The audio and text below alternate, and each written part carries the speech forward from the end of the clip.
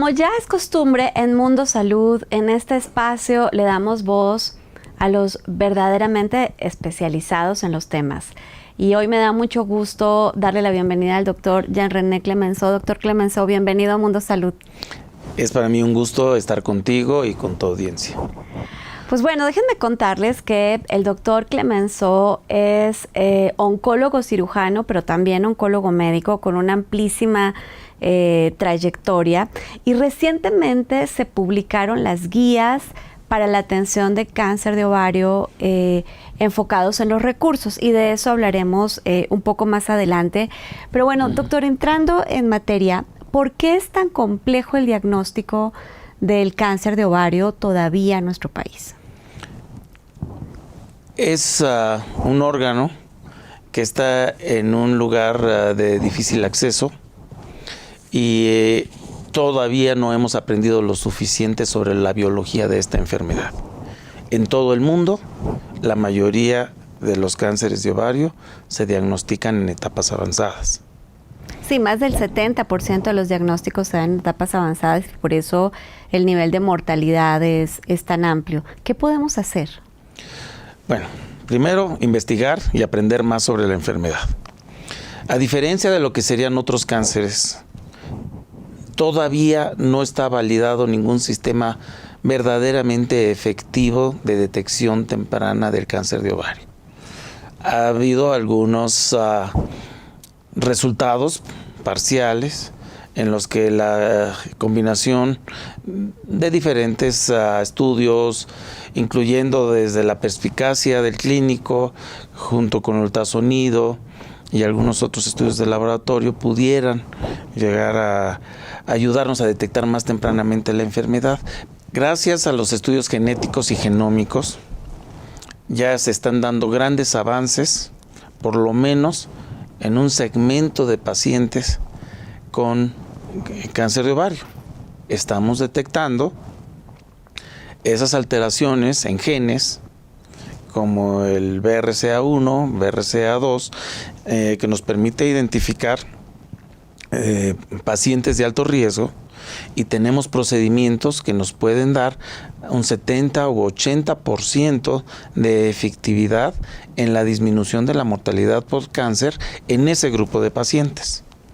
Doctor, pero entonces, a ver, hoy hay en muchos otros tipos de cáncer, por ejemplo el cáncer cervicuterino, sí hay una gran diferencia entre lo que pasa en países desarrollados y países subdesarrollados, ¿no? Por ejemplo, en países desarrollados prácticamente es una enfermedad del pasado, una enfermedad que no existe, mientras en los países desarrollados seguimos diagnosticando cáncer cervicuterino, incluso en etapas avanzadas y teniendo mortalidad importante por esa razón. En cáncer de ovario, ¿hay una diferencia hoy real entre países desarrollados y en vías de desarrollo? Hay una diferencia, pero paradójicamente la mortalidad por cáncer de ovario es mayor en los países de alto índice de desarrollo comparado con los de medio y bajo índice de desarrollo, de acuerdo a nuestra nueva forma de clasificar. Y esto lo analizamos y los invito a que revisen la publicación que tuvimos el día 30 de junio en el Journal of Global Oncology, y en tu sitio va a estar la referencia para todos aquellos que quieran accesar, donde se hace un análisis detallado con la participación de gente de todo el mundo, en el cual se ve que hay un subregistro del cáncer de ovario. Mientras menor el índice de desarrollo, más mujeres mueren sin diagnóstico de cáncer de ovario. Claro. Y entonces resulta que en países, y también hacemos un análisis en el cual se demuestra que no solamente entre diferentes países, sino entre diferentes regiones del mismo país hay diferente capacidad de acceso a los recursos de salud. Claro. Y por lo tanto varía el diagnóstico y la supervivencia. Doctor, un poco lo que nos pasa con el diagnóstico de cáncer en general en el país, en donde pareciera que en el norte del país tenemos más casos de cáncer que en el sur, pero en realidad se debe a mejores posibilidades de acceso de diagnóstico que las que tenemos lamentablemente en zonas con menos recursos de salud. Hay muchos factores. Ajá. Nosotros sabemos que a mayor supervivencia, mayor riesgo de tener cáncer. Claro. Entonces, si tenemos un mejor nivel de salud y logramos sobrevivir a los problemas de la juventud, mayor longevidad, ajá, tenemos más longevidad, ajá, entonces tenemos más probabilidades de tener cáncer. Entonces, eso nos demostraría por qué en algunos países tenemos mayor frecuencia de cáncer. Sin embargo, vemos ahora también que el factor ambiental y el modo de vida tiene mucho que ver. Entonces, ya existe una disminución muy significativa en varios tipos de cáncer en los países de desarrollo y tenemos un aumento de cáncer en los países con un índice de desarrollo más bajo. Un ejemplo clásico es la disminución de cáncer de pulmón relacionado al tabaquismo gracias a las políticas adoptadas por algunos países. Bueno, pues como ven es muy interesante platicar con el doctor Clemenceau, así que vámonos a un corte y regresamos para seguir con él. Y regresamos para seguir platicando con el doctor Clemenceau, que lo encuentra en el Hospital Ángeles del Pedregal. Y hablábamos sobre el cáncer de ovario y el uso de pruebas genéticas que pueden ayudar a predecir más rápidamente. Sé que hemos leído en los años anteriores este caso famoso, Angelina Jolie, que después de hacerse estudios genéticos de BRCA1 y 2 decide pues tomar medidas profilácticas, incluso para preventivas, para evitar la aparición de cáncer. ¿Qué tanto de eso es posible hoy y no hace parte de las estrellas de cine, ¿no? y de los países más desarrollados? Cada vez que hablamos de genética todavía parece que hablamos de astrofísica, ¿no? de algo muy, muy sofisticado. Afortunadamente en México es una realidad, gracias al esfuerzo conjunto tanto de la iniciativa pública como la iniciativa privada. 5 a 10%, por lo menos en lo que sabemos ahora, 5 a 10% de los cánceres de ovario están relacionados a un problema familiar. Y entonces, lo primero que hay que hacer para hacer un buen diagnóstico es pensar en un problema.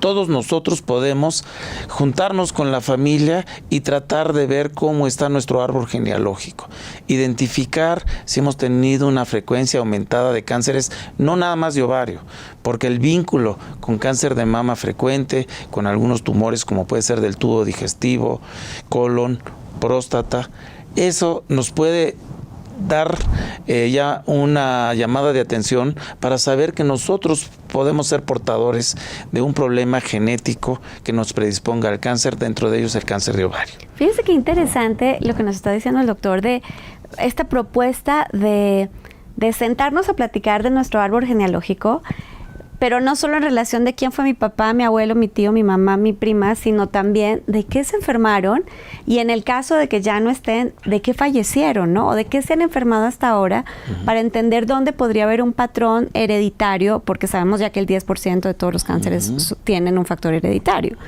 Doctor, y regresando a la publicación, que con mucho gusto la van a encontrar en mis redes sociales, Juana Ramírez en LinkedIn o en Facebook o incluso en Twitter. Doctor, ¿qué es lo relevante de esta publicación basada en recursos para el tratamiento de cáncer de ovario? Es una herramienta, como un tributo, para mejorar la equidad y la accesibilidad a un buen tratamiento del cáncer de ovario en las mujeres. Sabemos que a nivel mundial hay diferencias en los niveles de atención, incluso dentro de los mismos países y ciudades desarrolladas. Y por lo tanto, el tomar en cuenta que hay diferentes recursos y hacer unas guías que nos permitan a todos los niveles qué hacer, desde el médico general, el médico familiar, el ginecólogo, el cirujano, el oncólogo médico, dependiendo del ambiente en el que esté la paciente, nos permite aterrizar las propuestas en vez de querer hacer una sola propuesta general. Yo creo que nos tenemos que sentir muy orgullosos. Hemos estado hablando con muchos otros colegas del doctor Clemenceau que están haciendo investigación, que están haciendo documentos relevantes, no solo para la atención de pacientes en México, sino en el mundo. Y creo que es bien importante esta publicación. Doctor, casi cerrando, ¿qué tenemos que decirles a las mujeres que nos están viendo sobre el cáncer de ovario? El cáncer de ovario se puede prevenir. Si nos juntamos, dedicamos un poquito de tiempo a ver si tenemos factores de riesgo, hay instituciones públicas y hay laboratorios privados que tienen pruebas que nos permiten detectar que tenemos o si tenemos, somos portadores nosotros o alguien de nuestra familia de los genes que nos predisponen al cáncer de ovario.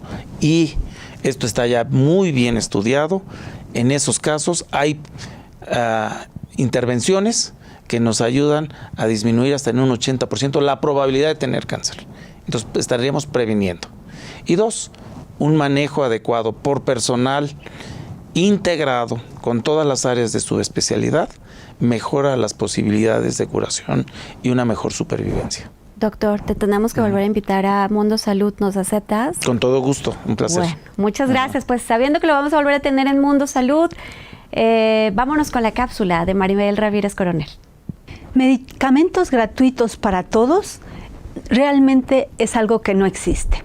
Decir que se les va a dar todo el tipo de medicamentos para todos los pacientes que lo necesitan es más bien un discurso demagógico. Ni siquiera en los países más desarrollados, en los más avanzados, que tienen más recursos, incluso los que son aquí como el emblema a seguir, que son los países nórdicos, que los ha puesto de ejemplo la actual administración, tienen cobertura absoluta de todos los tratamientos, y menos de los que son de última generación o innovadores, porque luego son los menos accesibles porque empiezan o se lanzan a costos pues elevados, y eso solamente los pueden cubrir con los seguros médicos privados o el sector público, que pueden comprar por volúmenes y lograr precios más razonables. Pero en los hechos, el que el actual gobierno en México diga que va a haber medicamentos gratuitos para todos no se va a conseguir. De hecho, ya incluso se está ajustando la ley para que esa cobertura pueda ser gradual hacia el futuro, y ojalá lo consigamos. Mientras no se aumente la inversión en salud, eso es imposible seguir avanzando en la cobertura de medicamentos. México es de los países que tiene una proporción de inversión respecto del Producto Interno Bruto en salud de las más bajas, por lo menos en los países de la OCDE. El gobierno, el sector público invierte en salud cerca del 3% del Producto Interno Bruto. Es un nivel muy bajo si nos comparamos con otros países, incluso latinoamericanos, que invierten 4 o 5% de su PIB en gasto público para salud. Ya no hablemos de los países más desarrollados en Europa, que llegan a invertir 9, 10 o más de 11% en salud, y por lo tanto en compras de medicamentos. Así es que decir que va a haber medicamentos gratuitos para todos es un discurso demagógico mientras no se determine que se aumenta la inversión en salud.